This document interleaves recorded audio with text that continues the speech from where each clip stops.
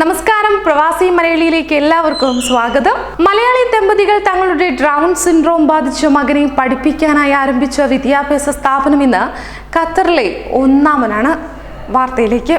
Down syndrome ബാധിച്ച സ്വന്തം മകനെ പഠിപ്പിക്കാനായി മലയാളി ദമ്പതികൾ തുടങ്ങിയ വിദ്യാഭ്യാസ സ്ഥാപനം ഇന്ന് ഖത്തറിലെ ഭിന്നശേഷിക്കാരായ വിദ്യാർത്ഥികൾക്കുള്ള ഏറ്റവും വലിയ സ്ഥാപനങ്ങളിലൊന്നാണ്. വളരെ മാതൃകാപരമായ തീരുമാനം കൈക്കൊണ്ട് അത് പ്രാവർത്തികമാക്കിയ ഈ മലയാളി ദമ്പതികളെ അഭിനന്ദിക്കുകയാണ് പ്രവാസി ലോകം. കലാ സാംസ്കാരിക മേഖലകളിലുള്ള പരിശീലനവും സാങ്കേതിക പരിജ്ഞാനവും എല്ലാം നൽകുക വഴി മുഖ്യധാരയിലേക്ക് ഇത്തരം കുഞ്ഞുങ്ങളെ കൂടെ കൈപിടിച്ചുയർത്തുകയാണ് ഈ സ്ഥാപനം വഴി. ഈ ഒരു സ്ഥാപനം ലക്ഷ്യമിടുന്നത് ഇത്തരത്തിൽ ഈ കുഞ്ഞുങ്ങളും പുറം ലോകമായി നല്ല രീതിയിലുള്ള ബന്ധം സ്ഥാപിക്കലാണ്.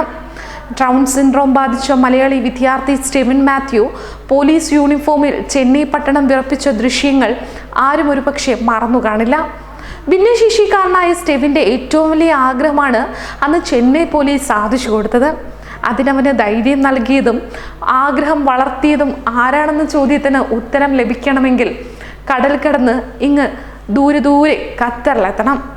ദോഹയിലെ ഹോപ്പ് ഖത്തർ എന്ന സ്ഥാപനം സ്റ്റെവിന്റെ മാതാപിതാക്കളും മലയാളികളുമായ രാജീവ് മാത്യുവും സിബി മാത്യുവുമാണ് തുടക്കം കുറിച്ചത്. ഡൗൺ സിൻഡ്രോം ബാധിച്ച തന്റെ മകനെ പഠിപ്പിക്കാനായി തുടങ്ങിയ സ്ഥാപനം ഇന്ന് ഒരുപാട് ഭിന്നശേഷിയുള്ള കുട്ടികൾക്കായി പ്രവർത്തിക്കുന്ന രാജ്യത്തെ ഏറ്റവും വലിയ വിദ്യാഭ്യാസ സ്ഥാപനങ്ങളിലൊന്നാണ്.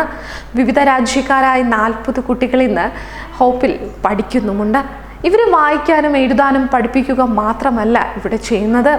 ഈ മേഖലയിലെ മികച്ച സേവനത്തിന് ഖത്തർ സർക്കാർ വിഭാഗങ്ങളുടെ അടക്കം പുരസ്കാരങ്ങൾ ഹോപ്പിനെ തേടിയെത്തി. ഈ കുഞ്ഞുങ്ങൾ, ഇത്തരം ഭിന്നശേഷിക്കാരായ ഈ കുഞ്ഞുങ്ങൾ ഇന്ന് സമൂഹത്തിൻ്റെ മേലേത്തട്ടിൽ നടന്ന് നീങ്ങുകയാണ്. ഒത്തിരി അറിവ് ശേഖരിച്ചുകൊണ്ട് സാധാരണ കുഞ്ഞുങ്ങളെപ്പോലെ വളർന്നു വരുവാൻ അവർക്ക് പ്രചോദനം നൽകുന്നത് ഈ മലയാളി ദമ്പതികളുടെ ഒത്തിരി മൂല്യങ്ങളാണ്.